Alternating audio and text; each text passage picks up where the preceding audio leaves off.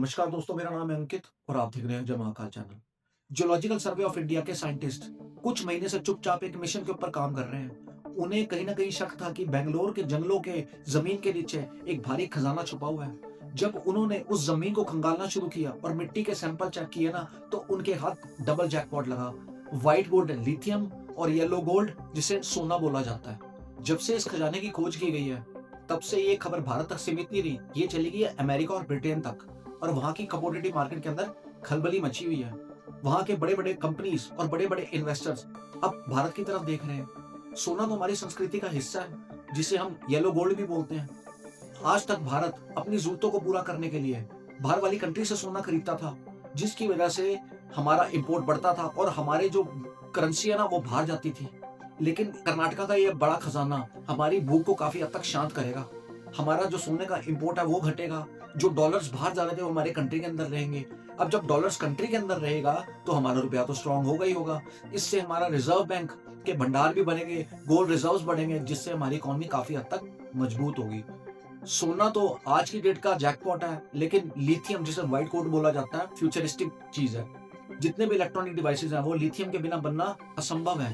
भारत आज तक डिपेंडेंट था चीन के ऊपर इन्हीं बैटरीज और इलेक्ट्रॉनिक कार्स के लिए। लेकिन हमें जो ये भंडार मिला है ना, इससे हमारी डिपेंडेंसी कम हो जाएगी चाइना के ऊपर, क्योंकि चाइना ही ग्लोबल लीडर था। 70 से 80% चाइना पूरी दुनिया के अंदर लिथियम को एक्सपोर्ट करता था।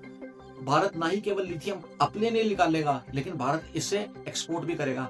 इसी वजह से चाइना के पेड़ में मरोड़ पड़ रही है, क्योंकि चाइना को कहीं ना कहीं घमंड हो गया था।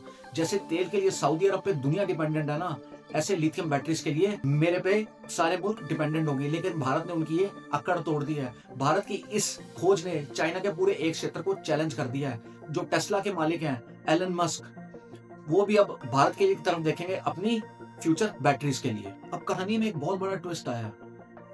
ये जो खोज की गई है तो कर्नाटक के घने जंगलों में की गई है, कोई सूखे रेगिस्तान में तो हुई नहीं। सरकार के लिए एक तरफ देश के लिए जैकपॉट है और एक तरफ है एनवायरनमेंट। और माइनिंग वाले जो है सरकार के ऊपर प्रेशर डाल रहे हैं, क्योंकि सरकार फैसला नहीं ले पा रही। जो वहां के लोकल्स हैं वो नहीं चाहते कि जंगल की कटाई हो। सस्टेनेबल माइनिंग होती है कि जमीन के बहुत नीचे से मिनरल्स को निकालना, और ऐसे निकालना जिससे एनवायरनमेंट का कम से कम नुकसान हो। सरकार की यही परमिशन दी जा रही है माइनिंग टीम को कि आप जंगल के उसी हिस्से को खोदो जहां पे खनिज मौजूद है, और बाकी माइनिंग करने के बाद जंगल को हरा भरा करने की भी सरकार ने परमिशन दी है। सरकार चाहती है कि इस काम को बड़ी सफाई से किया जाए। अब हम देखते हैं क्या सरकार इन मिनरल्स को निकालने में सफल होती है, और वो भी पर्यावरण को कम से कम नुकसान देके। यदि सरकार ऐसा करती है तो भारत पूरी दुनिया के अंदर एग्जाम्पल सेट कर देगा। इस माइनिंग से बेंगलोर और उसके आसपास के इलाकों में रोजगार के अवसर बड़े पैदा होंगे। माइक्रोचिप्स बनाने वाली फैक्ट्रीज लाइन लगा के खड़ी होंगी। गोल्ड रिफाइनरीज के कारोबार में बढ़ोतरी होगी। मेक इन इंडिया को बूस्ट मिलेगा।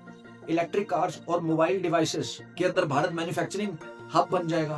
बाकी दोस्तों, भारत के हाथ बहुत बड़ा जैकपॉट लगा है सोने और लिथियम के रूप में, जिसने पूरी दुनिया को हैरान करके रख दिया है। खासकर चीन की हवा निकल गई जब से लिथियम हमारे हाथ लगा है। और गोल्ड जो हम बाहर से इंपोर्ट करते थे, वो पैसा भी हमें बचेगा और हम वही पैसा अपनी अर्थव्यवस्था को और मजबूत करेंगे। बाकी आपका क्या है इस वीडियो के बारे में मुझे कमेंट सेक्शन में लिख के बताइए। यदि आपको भारतीय होने वगैरह तो कमेंट सेक्शन में जय हिंद भी लिखिए। जय हिंद, वंदे मातरम, भारत माता की जय।